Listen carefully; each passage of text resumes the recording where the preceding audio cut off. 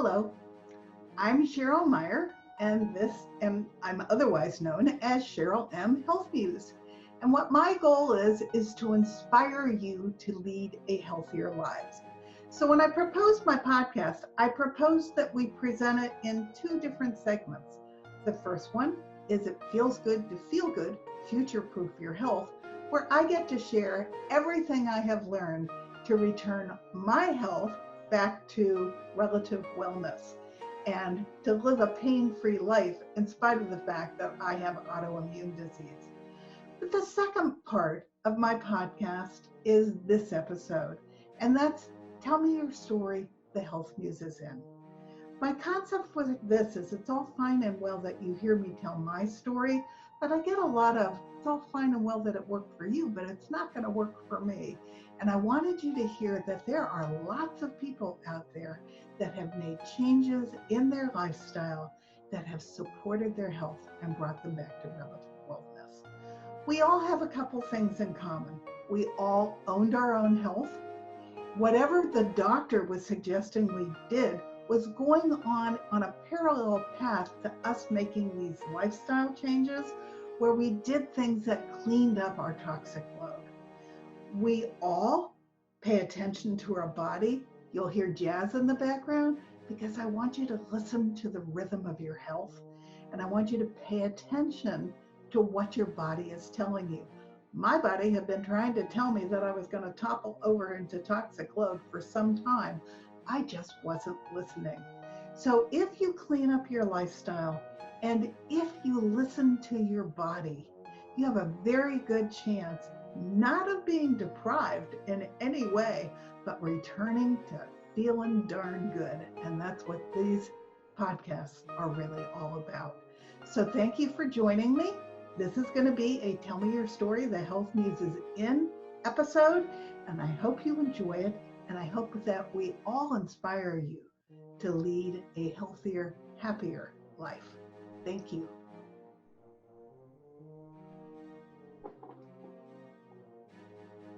Hello, welcome to another edition of Tell Me Your Story, the Health Muse is in. And I have a great guest this morning. And it's a little bit different because I met Joe because he interviewed me.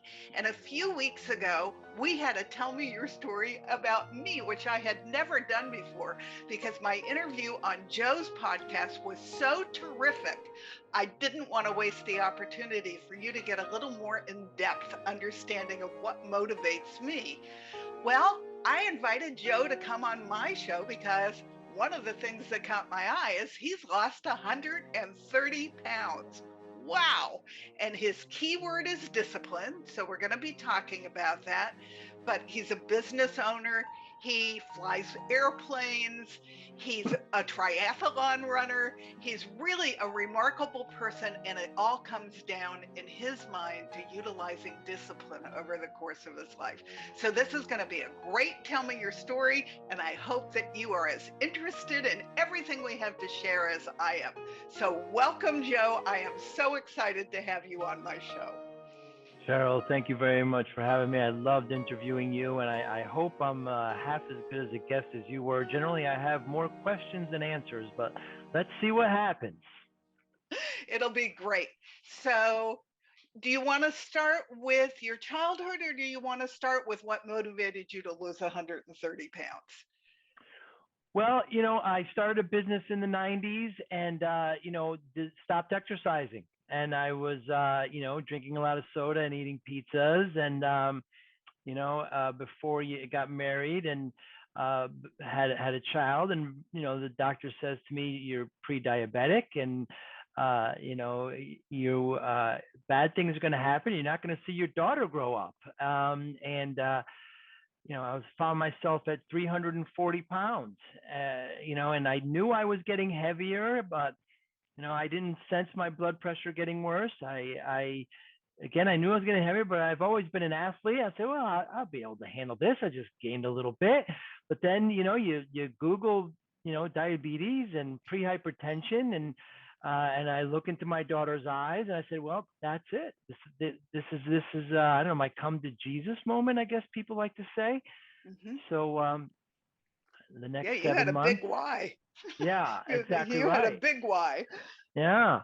Next 7 months, I worked out every day. On an elliptical. I watched, mine and my gym had a DVD player. I'm dating myself, and I watched The Wire, and I watched, Breaking Bad. I watched all these great DVDs while I worked out, and I sweat every day, and I did spin, and I did, I just worked out every day. I cut everything I ate in half. Um, I didn't stop eating, hamburgers once or twice a week or even pizza. I just ate a lot less. And I stopped all soft drinks. Sodas are, That's huge. it's huge. A can of It's Pepsi's got like like gut rot. 13. Sodas are uh, like gut rot.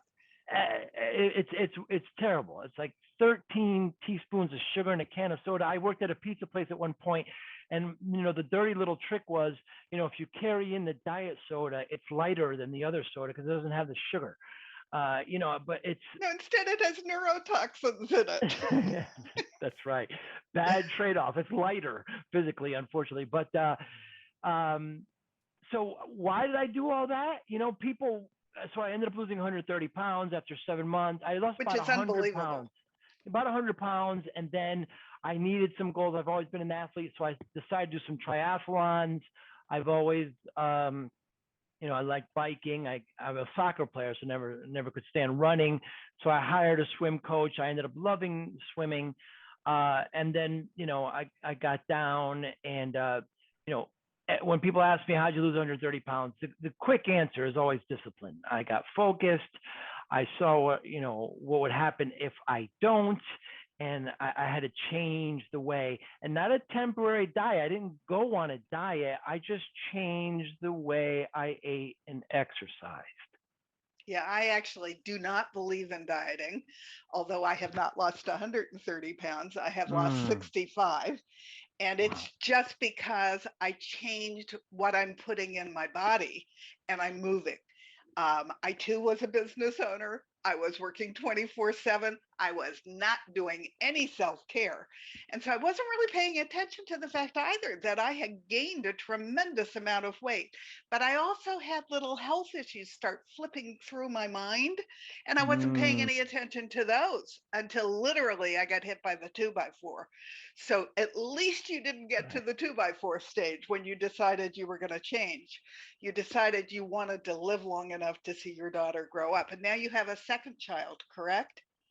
Yeah, I mean they're both in college. In fact, I'm officially empty nest as of September, as of last month, and yeah, they've grown up. And by the way, I still feel you talk about the importance of not going on a diet because it's temporary. Because how many people have you seen lose weight and then gain it back? And even if so far as earlier this spring, I got a physical, and my doctor, who's always been great, says to me, she weighed me, and she says, "Hey, Joe, did your Peloton break?"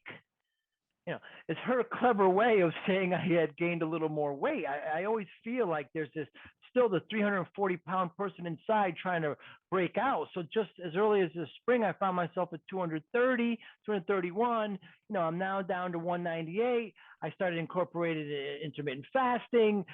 Again, it's not a quick fix. Even if it is discipline, you still have to change the way you work. We talked about this. Fast food, high caloric, high fat food is so inexpensive and so readily available. You And drive mindset. anywhere, and the Mindset is mindset is there. critical. I did every diet on Terrible. the New York Times bestseller list. I could not lose weight, but I Right. did every diet by having the Last Supper the night before I started it. I didn't Mm, plan on doing it for the rest of my life. I was going to do it. I was going to drop the weight, and then everything was going to be great. Well, I never made it all the way through the diet. I was eating bad food again before I ever completed it. What I didn't know was I was addicted to food, and I have learned a lot more about that. So it wasn't just discipline for me, it was getting my eating hormones back in order. But changing your mindset that it's not a diet, that you're just going to eat for your health is, I think, the hugest win in terms of dropping the weight. And absolutely. that's what your discipline did. You set your mind that you were going to do it. You knew it wasn't a diet. You knew you were doing it as a way to keep your weight down for the rest of your life. And I coined the phrase, we all need to learn to eat for our future health. Mm. Yeah, and I've gotten so much positive feedback from the interview with you, and you taught me about eating the rainbow and the dirty dozen and just organics and filtered water and cleaning. Just there's so many things you could do to remove these toxins from your body. And it's an ongoing fight because the system is very much against that. And we talked about it in the pandemic, how it was a perfect opportunity for the government to say, hey, let's get healthy. Let's not only. Well, and if we were healthy, we would not have gotten so much disease. Yeah, 700,000 But I deaths, see people saying, really, we just need to change our diets and not get the shot. We're too far gone. Right. We need to do something to stop the pandemic, and we need to change the way we eat in America. The standard American diet is giving us standard American diseases, which is leading us to the standard American death.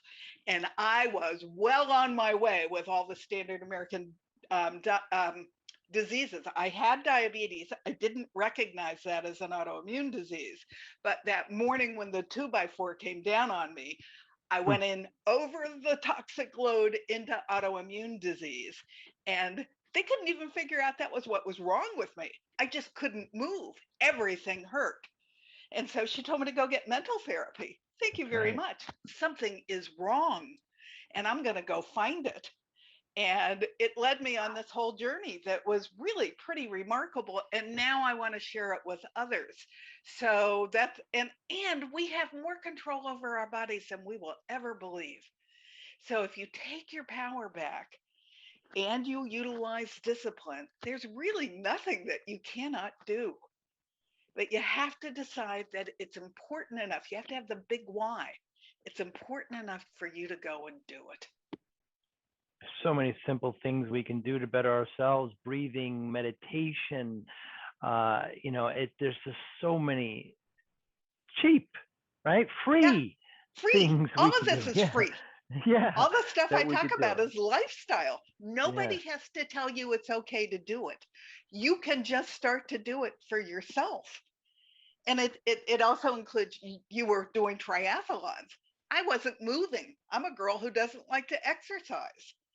So I actually have a chapter in my first book, Exercise for People Who Don't Like to Exercise, because it's critical for your body to operate. So what I did was I bought a rebounder, and I like that. So I used to do VH1 videos, top 20. I can't find that anymore. So now I do the top 20 country Western, and I bounce to that. I record it every Saturday morning, and that's what I bounce to it. So I have something to look at to take my mind off the fact that I'm on this, and that's how I move.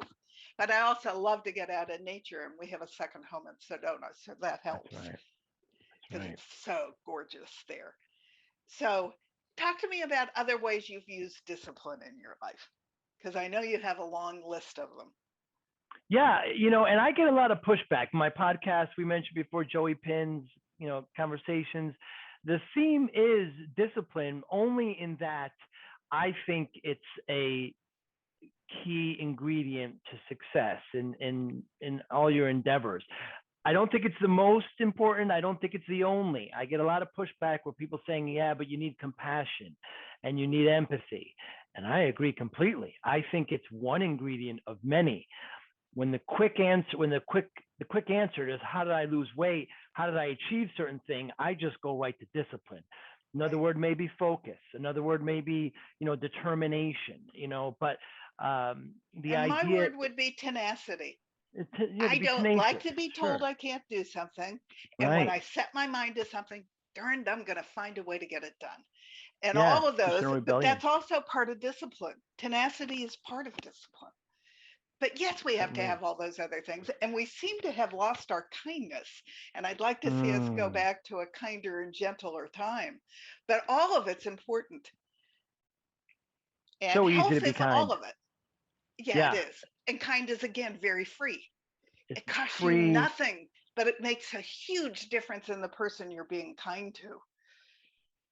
and the reports on just smiling, what it does to the heart, what it does to the brain. It's just it's lazy to be angry and to be, curt and rude, but it just takes a little extra effort to be happy and to be compassionate, and it's well worth it, Cheryl. It's well worth it. Absolutely. And my husband's been doing a Korean form of yoga.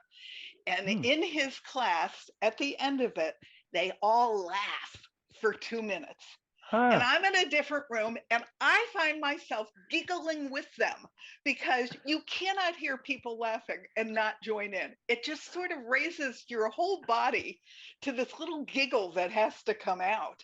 And we need to do more of that. Yeah. We need to find the joy in life and laugh and smile and be kind and have gratitude.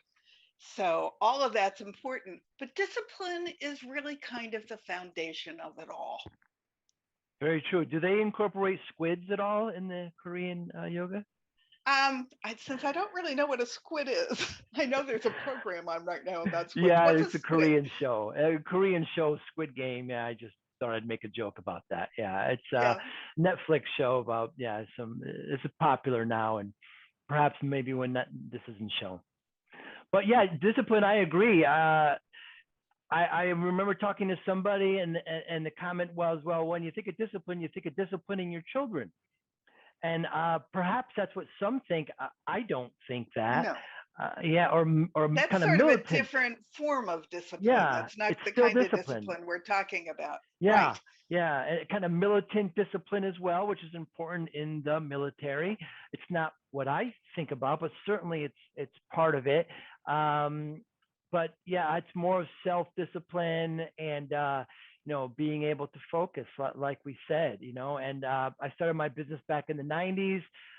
You have lots of challenges there with employees, with clients, with partners, with vendors, with banks, with the government. And we talk about smiling and perhaps turning the other cheek in a lot of cases. And it just involves some layer of discipline in all of that. Right. Tell us what your business is, because you were very early into an emerging market when you started your business. So I think that that's interesting as well. So I've always been interested in technology. So I'm Generation X. I'm 53. So I was born in the late 60s. So in the 80s, when computers were they weren't coming out. They were coming out in the 60s and 70s, but when they were affordable. So I still paid $700 or $800 for a very, very, rudimentary computer. And, we taught myself some of the computer languages, and I just noticed that the time would go by quickly. So I just knew this was something I was going to do. My father is an Italian immigrant. My mother is a French-Canadian immigrant. We didn't speak a lot of English to a certain point, but my father kind of taught me, he ran a small business, welding and construction. So I just kind of understood how to work and act around clients and customers. And I would do billing and write invoices for them. So I got kind of an early, adoption to, running a business. So I just knew at that point in my, let's call it tweens, that I wanted to be in the technology industry in some capacity. After I graduated high school, sorry, I took a side there. When I hear myself talk this long, I get sick of my voice. Please stop me if it. Anyway, after I graduated high school, I found that I couldn't get a job, what we call programming back then, until you went to college, until you get a college degree. So I went to college and I did a lot of things technology-wise in technology. Still loved it. When I got out, I got a job for you to raise some capital. I started my business, which is what we call a managed service provider, which was just supporting businesses, networks, and also writing software, which we now call application development. And I still have that business to this day, 28, 29 years old. Which is fabulous, because I'm sure that it has metamorphosed through several phases as the industry has grown. Yeah, the great thing about technology is that it changes all the time. The bad thing about technology is that it changes all the time. Yeah, no, I understand that. I ended up in jewelry, which I loved because there was always something more to learn. There was something new happening, or some new metal that could be utilized, or a new gemstone that was found in Hmm. Thailand. So that it kept my curiosity about the world going. And I got to travel the world because I did it. Wow. And so it was a lot of fun. Um, but also You know, consumed me, so it wasn't taking care of me as I was doing all of this. Hey, I was getting up at 2 o'clock in the morning to travel to the East Coast and then turning right around and flying back to the West Coast. Not wow. so hot for my body, but good for my business. So yeah. Travel is an incredible educator. Travel. So when I was 10 years old, so it was the third grade, his first day of summer.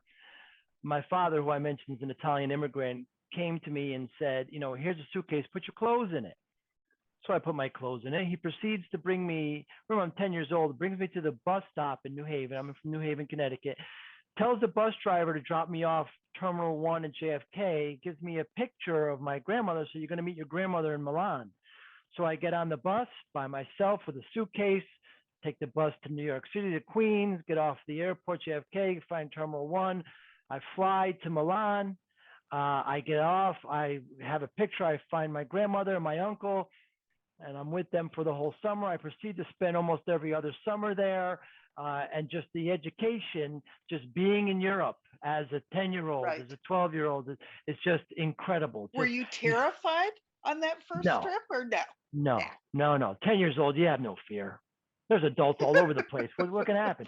I mean, now, of course, my father would be arrested, right? If he said a 10-year-old on an international flight, didn't even bring me to the airport, to the bus, the bus station. But you find out how countries and governments and regions work differently, not better or worse, just differently. And just the education you receive there, and just the way they view happiness and the way they view kindness is different than here. May not be better or worse, just different. But yeah, like you said, the education received from travel Yeah, it is made your incredible, and world everybody big. should do it. Yeah, it Yeah, did. no, I It loved did. it. Most of my travel was to the Orient because that's where I Mm. was doing all my manufacturing. But I have been to Europe several times, and all of those experiences have been fantastic. And my major was English literature. And Wow. through literature, I really learned a lot about the world because I always had my nose in a book. So to then be able to have the opportunity to go to some of those places was so fabulous for me, because my curiosity was always partly there because of all the reading I had done. So yeah, and we're all different and yet we're all the same. Yes, you learn that. Yeah. You learn that. Just because they speak a different language doesn't matter. Doesn't And matter. I And spent a lot of time in Thailand, and they loved Americans because the GIs used to go there from right. Vietnam when they were on R&R. So I'd get in a taxi cab and, oh, you're from the United States. Let me tell you my stories. They were Wow. just adorable all the time. I would love. Lovely people. I would love to go to Thailand. That's on my bucket list. I was hoping to go to Europe this summer. Hopefully things will get better and bans will be lifted, and then travel will start to come up again. We start to see it now, certainly within the United States. Hopefully international travel will be encouraged and Yeah, pursued. I can't wait until we don't have to be so isolated anymore Mm, and we can get back on with our lives. absolutely. Although Yeah, this has absolutely. not necessarily been a bad thing. Um, to be able to isolate and find other ways to stay in touch and reach out and touch our loved ones has its own benefits, It does. because we never need to get separated no matter what happens to us again. We have discovered ways to continue the relationships and to share our hearts. I don't like talking on screen because I never felt like I could share heart energy, but I've learned Mm, to do it. I've yeah. learned to coach over Zoom, which I never thought I could do. So it's had advantages, but nothing beats being in person and reaching out and touching someone that way. So I look forward to be able to do that again freely. Yeah, with family, with business, like you said, with coaching, with learning. It is a substitute to do it virtually, but yeah, nothing really Nothing really beats the, yeah, like you say, kind of sharing each other's energy. Right. And it's important. And there is a whole new science called heart math, that the Hmm. heart is considered the third brain. And it's why when you walk into a room, you can feel if the energy is heavy or you can feel if the energy is light. That's because Hmm. your heart is picking up the energy from all the other hearts in the room.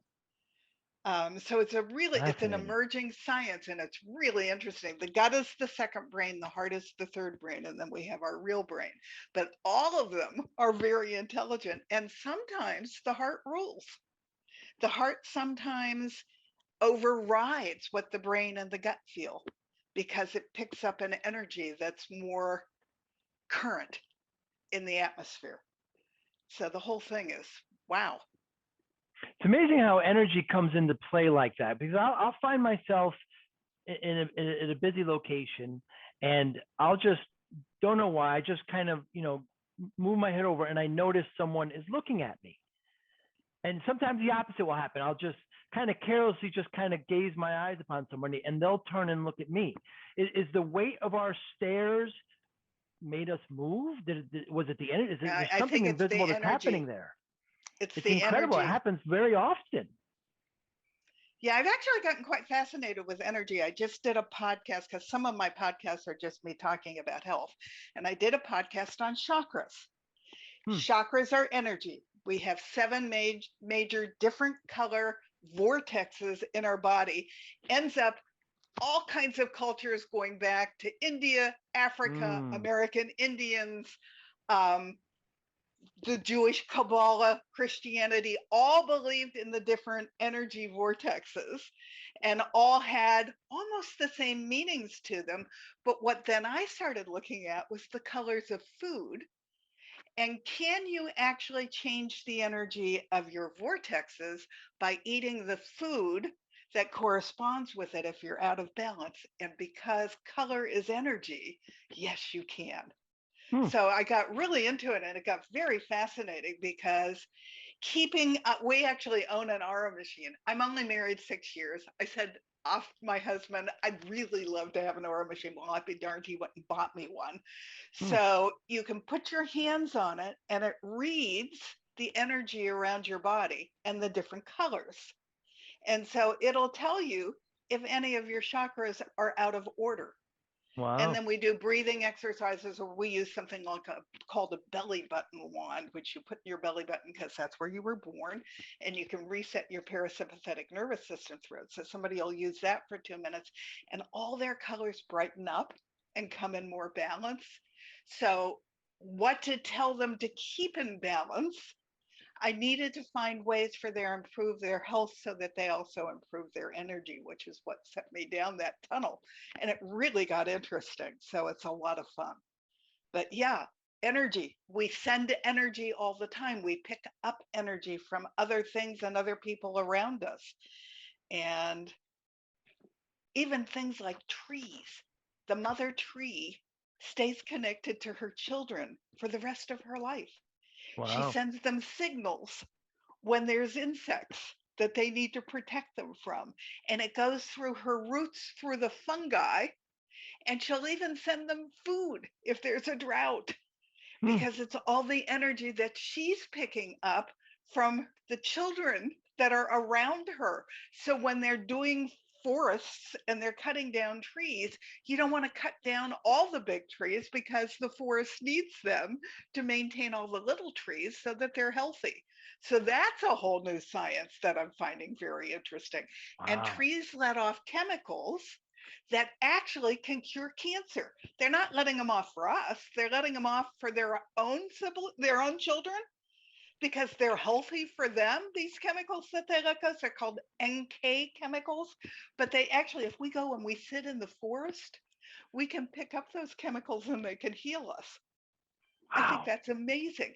I I don't do think too. we've even begun to scratch the surface of what this earth and this world is all about. Hmm. So Fascinating. it is.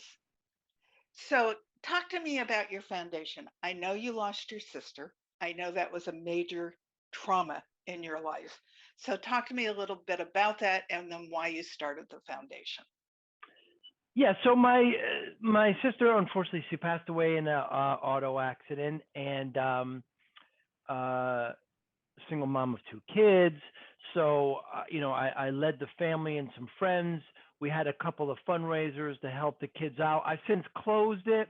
We started doing some things after that to help others, but we started closing it, and now I've kind of joined some other ones. But it was a great fundraiser. There's a video up, a couple of videos actually.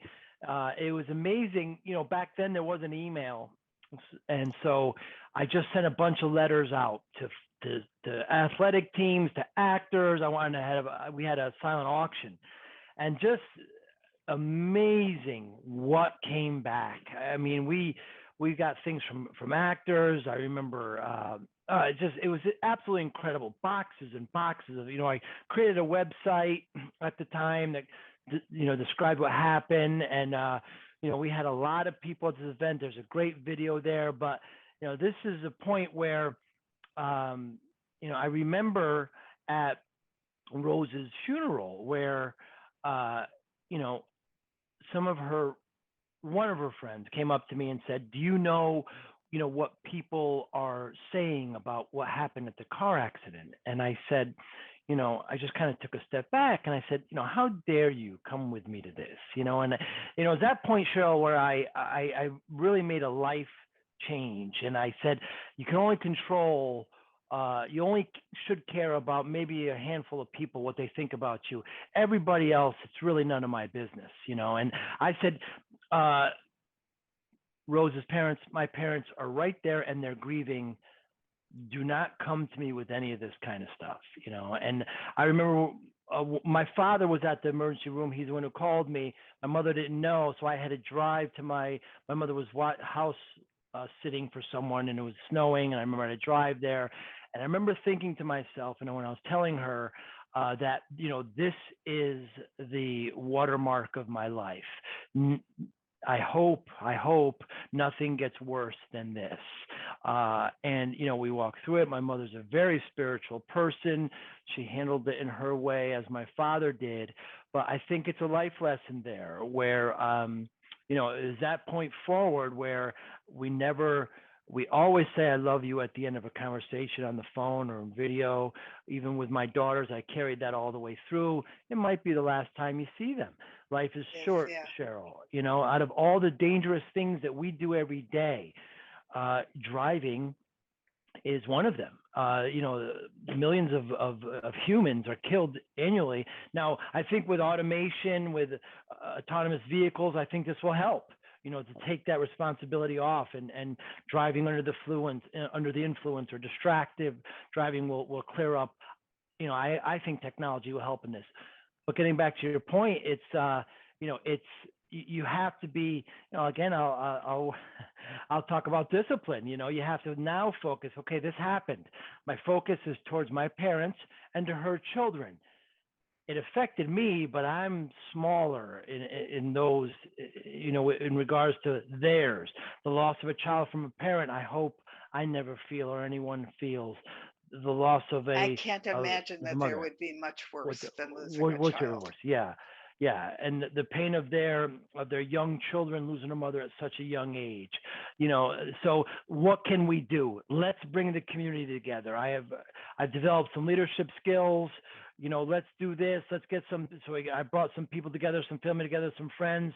We created this great fundraiser. We raised some money. We did it the second year as well. Wasn't as successful as the first year, but we did that, and I'm happy for it, and I hope others can learn from it. Well, and what I was thinking when you first started talking is, how were you able to do that? Because you asked. Yeah. You had the passion and the mission, and so you put it together and you asked. So many people are afraid to ask for what they need, what they want. If you don't ask, you don't get. So you went right ahead and sent out the letters, and people responded. Where somebody else would have gone, nobody will support this. Right. And they did. So the lesson is that whatever it is that you have the passion for, don't be afraid to go and ask for it because it's important. Absolutely. It's interesting. I've talked to a lot of nonprofits in my podcast and just over the years, and a big lesson I learned when they ask for donations or they ask for help, if they just say, will you donate? It's very tough. But they'll say, hey, will you donate $5? Or will you donate your time on Saturday morning? When you ask and you're specific, it's very hard at that point. Oh, I can afford $5. Oh, you know what? Saturday morning I was going to play golf. Let me just go work at a food bank with it. So you're right. When you ask and you're specific with your ask, people are more accepting and they're more, what, this will help and I can help the community at large and I can help those in need. And, do we do enough? But you're right. Just simply asking and saying what the, responsibility will be is so It'll beneficial for change your not only life. the asker, but the receiver. Yeah. And you're so right that life changes like that. Yeah, it does. And if we haven't learned that with COVID, I just lost a very dear girlfriend that I had just talked to on the phone. And her cat, she took her cat to the vet. Her cat got COVID. She got COVID and she died. So 5 days Wow. later, I called to follow up with her and she was gone. Wow. I was stunned. Um, but my father died suddenly. And that changed my entire relationship with my mother because I didn't get a chance to say goodbye and say all Right. the things I wanted to say to him. And so it made me much closer to my mother. When she got ill, I moved back to this area because I wanted to be close. It changed the way we interacted with each other for the rest of our lives. And we left nothing unsaid. I Right. never wanted to go through that again. So we need to remember that we have to share our gratitude with the people that we love, how much they mean to us, and we need to do it every day because you don't know what tomorrow's going to bring. And things do change suddenly. Absolutely. A great lesson to learn. Now, her two kids are now grown. Yeah, they're grown. They're doing well, and my nephew and niece, and I wish I saw them a little bit more than I do, but they're adults and they're off doing their adult things, and especially my niece. When I see her, all I could see is her mother. It's amazing. All I could see is Rose, my sister. Yeah, but life is short, Cheryl. Have to move on. Life is. And, I'm now about to turn 73. And I was getting my hair washed, and the young girl, I made it crack about how old I was. And she looked at me and she said, hold on a second. She said, we're going to do an attitude adjustment. She said, I lost my mother when I was 12, and Wow. age is a privilege. And I want you to think about that. Aren't you lucky that you're 72? And I tell you, it changed everything for me because I've had a very good life and I'm not done yet. But I am so lucky that I've had 73 years and I've sort of come into my own because now at this age, I can do what I want. My mother used to say, I can do what I want to do. And we used to laugh at her. Well, I understand that because at this age, why stop yourself from doing what you need to do? I wish I had learned it much earlier in my life. It's liberating. But age is a privilege. Yep. Yeah. Age is a privilege. And so we all need to understand that. And, I'm getting closer to the end of the shoot. So it's going to happen. And I'm okay with that. But yeah, I'm going to make the best of the life I have right now. Keep on doing what you practice and what you espouse, and you will keep on living a healthy life. That's for sure. Right. And I spent half my year in Sedona, Arizona, which has got to be one of the most spectacular places on the earth. It's beautiful. It's beautiful. So, what's not to love about my life? That's right. That's right. So, okay, great. So, if you had some wisdom that you wanted to share about discipline, what would it be? Yeah, it's kind of, we touched on it. It's kind of this defeatist, I can't do that. I can't ask. I can't, I can't do triathlons. You don't have to. You can do the exercises that you do. I just spoke to somebody, Matthew Scarfo, today, who's a performance coach, and he says all you need is a roll of quarters and a can of paint, and I can give a great workout exercise for you. I mean, there's doing sit-ups and push-ups, and there's so many things you can do for exercise and health. Just understanding what to eat and not to eat, and sure, treat yourself every once in a while. You want to have, we got this fear, FOMO, right? People don't want to miss out on certain things, and you've got to learn how to overcome that. And it's not difficult. You can really, really, I know sometimes when I work out and I'm on some of those last reps, I think this is the hardest thing I'm going to do all day. Get through this. It'll be the most difficult thing all day. Then we can have our day. You've got to train yourself. You've got to look at it in a different way, and know that it's all up to you. You have your body, you have your mind, and you've got to do your best you can with it. Fabulous. Tell me a little bit about the other people that you've interviewed on your podcast, because I'm going to put all the information for your podcast under this one so that people can go listen, because I love doing my podcast with you and I want them to go hear other conversations that you've had. So what are some of your favorites? Yeah, joeypinz.com, Pinz.com. So I turned 53 this summer here in 2021, and like I mentioned, I became empty nest. So I'm sitting with my girlfriend. I'm like, what should I do? My tech business is busy, but maybe there's something else I can do to kind of fill my time. She said, you love asking questions, talking to people, think about a podcast. So I started thinking about it, and I have several passions. I have, food certainly is one, travel is one, athletics. I enjoy technology. I enjoy art, music. So can I talk to people in all of these disciplines or all in these areas about how they view discipline in their discipline, and so I'm fortunate. I've recorded almost 60 so far. We air one every Wednesday. We released 25 in September here, 2021, in the first week. Very fortunate. We have over 15,000 downloads in 2 short months. But I've interviewed, like I said, people in health like yourself, very interested in that. People in science, musicians. I just interviewed a great organizer of music festivals yesterday. I've interviewed authors, and I've interviewed producers of film. I've interviewed just anyone who I find interesting, who I think discipline has played some role in their life. Great authors who, people like yourself, Cheryl, who not only overcome adversity themselves, but have decided, not only have I overcome this, but I'm going to tell others how I have.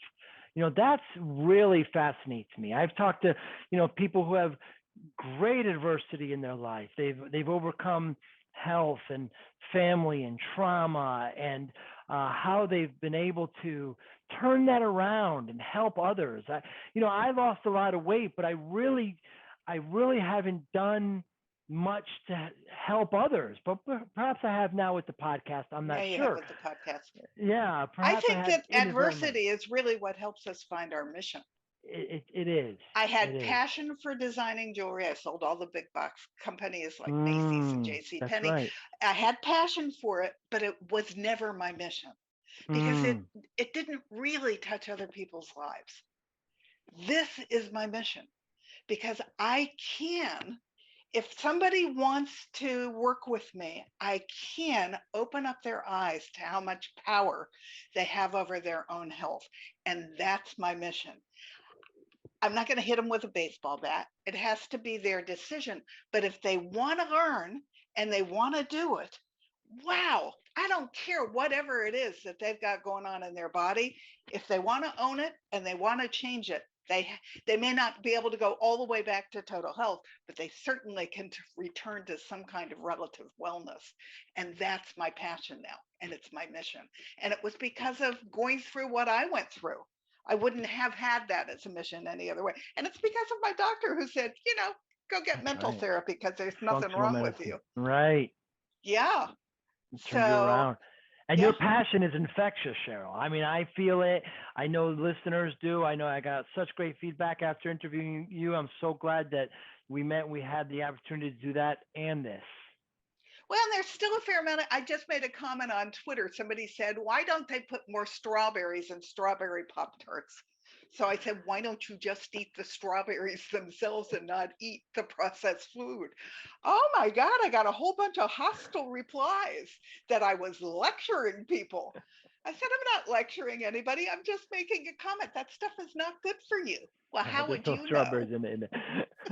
Yeah, they probably aren't. There's something No that's made to look like strawberries. Yeah, It's just fake food. Yeah. But yeah, I think I got 80 people complaining that I hit them with a Wow. baseball bat. And my comment was Good for really you. innocuous. But and somebody said, and why should I listen to you? I said, because someday, if you have a health crisis, you'll remember what I said. Mhm. And that's the whole reason I made the comment. I want to raise awareness. So, but yeah, my husband goes, why do you even go there? Because it takes 16 times for you to hear something before you begin to even accept that it might be something you need to consider. So I don't care if I'm the first or the 16th. Yeah, there's so much misinformation out there, and if people believe in one thing, unfortunately, if it's wrong, they can still search on it and still get fed more misinformation. It's the way these algorithms are set up. So it's hard for, factual information to get out sometimes. For sure. So, what the heck? I got a lot of people thinking, and that in itself was worthwhile. On a platform that's almost all political, I made them think for a second about strawberries. Good for you. Good for you. And make sure they're organic. Those things soak in so many pesticides. Those are on the dirty dozen, the strawberries. Yeah, they're number one because they're low to the ground. So they are drenched in herbicides and pesticides. So yeah, I remember talking to somebody and I said strawberries, and they kept going, strawberries? They're my favorite. They're dirty. They're little sponges. Strawberries? They're little sponges. Yeah, they are. Yeah. And why do you not want to eat them if they're not organic? Who wants poison with every bite of food? Right. And yet that's what we're doing. Yeah, it's horrible. So, yeah, certainly is interesting. Well, this has been great fun. Thank you so much for coming on my show. I am very grateful to have you as my guest. I'm going to wait and play this at the beginning of January when people are going to be ready to have discipline to make a difference in their lives and a difference in their health, because I want them to hear that you lost 130 pounds because you knew it wasn't good for you and you had discipline and it wasn't a diet. So I decided you would be my opening show for 2022. Well, I'm honored. Thank you. Thank you. So thank you for joining me. It's been a lot of fun. And everyone, you'll be able to find all Joe's information right under this podcast. And I look forward to you listening to his podcast as well. So thank you for being my guest. Cheryl, thank you so much. I really appreciate your time today. Thanks for having me.